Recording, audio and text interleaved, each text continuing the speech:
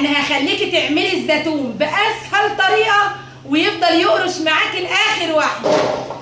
الحقي هاتيه بقى علشان بيخلص من السوق.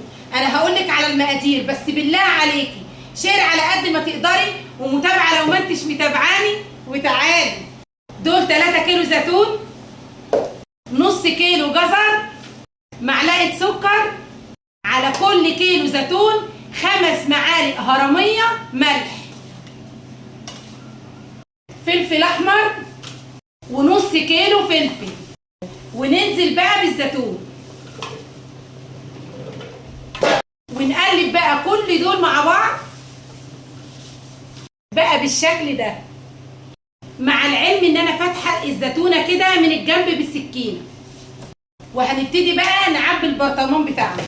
احط بقى على الوش فلفل، ونحط على الوش كده شرايح من الليمون مع الفلفل، يعني ربع كيلو ليمون عصرته في الخلاط.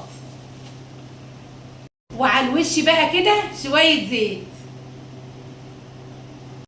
والكيس بتاعنا ونقفله القفله التمام.